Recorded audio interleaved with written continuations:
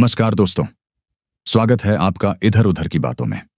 दोस्तों, थंबनेल देखकर आप अंदाजा लगा ही चुके होंगे कि आज का वीडियो स्टॉक मार्केट से जुड़ा हुआ है।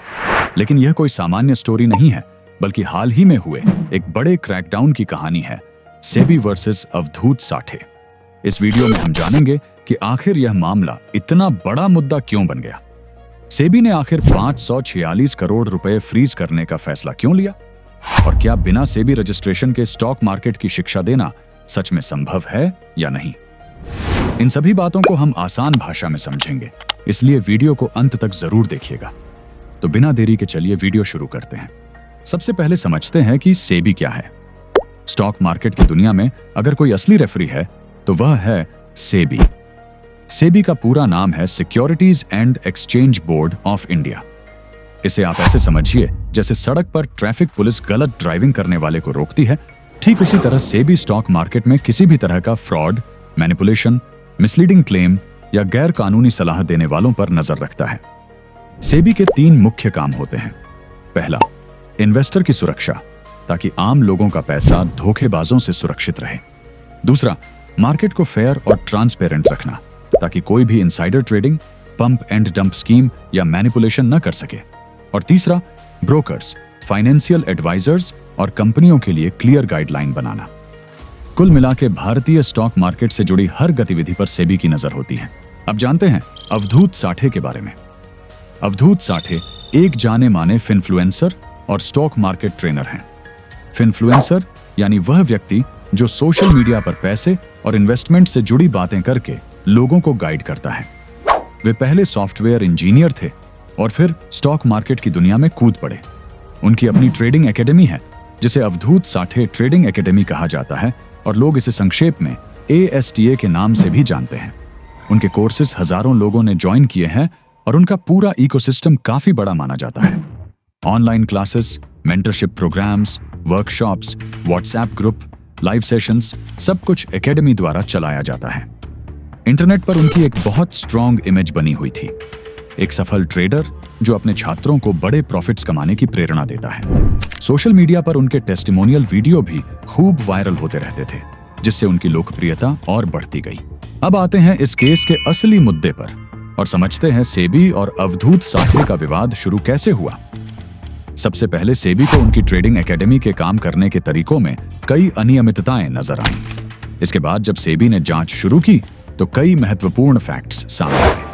सेबी के अनुसार वर्ष 2020 से 2025 के बीच एकेडमी ने स्टूडेंट्स से 600 करोड़ रुपए से अधिक की फीस वसूली।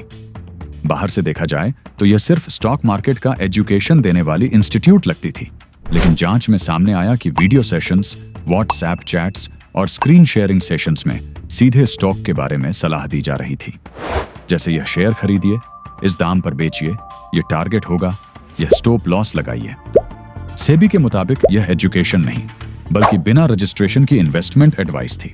इतना ही नहीं, सोशल मीडिया पर दिखाए जाने वाले कई टेस्टिमोनियल्स में छात्रों को करोड़ों कमाते हुए दिखाया गया था, लेकिन जब सेबी ने उनके वास्तविक ट्रेडिंग रिकॉर्ड्स चेक किए तो जानने मिला कि वे लोग भारी लॉसेस में थे।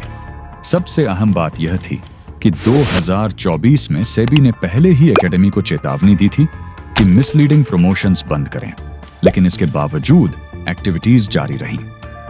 यह सब देखते हुए सेबी ने निष्कर्ष निकाला कि एजुकेशन के नाम पर असल में अनरजिस्टर्ड एडवाइजरी दी जा रही थी। अब सवाल यह उठता है कि सेबी को यह सब पता चला कैसे। दरअसल इसकी शुरुआत 2 तरीकों से हुई। पहला, कई स्टूडेंट्स ने सेबी में शिकायतें दर्ज कराई कि उन्हें करोड़पति बनने का सपना दिखाकर कोर्स बेचे गए, लेकिन असलियत में उन्हें स्टॉक मार्केट में भारी नुकसान हुआ है।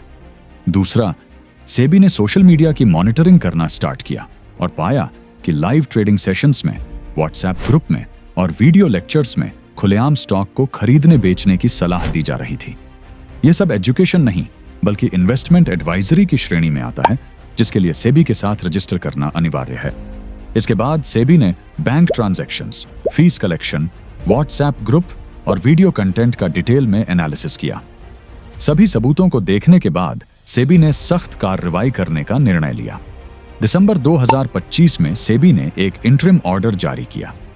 इंटरिम ऑर्डर फाइनल जजमेंट नहीं होता, लेकिन इसमें तुरंत कार्रवाई की जाती है। इस ऑर्डर के तहत सेबी ने अवधूत साठे उनकी पत्नी और उनकी कंपनी को स्टॉक मार्केट से पूरी तरह बैन कर दिया।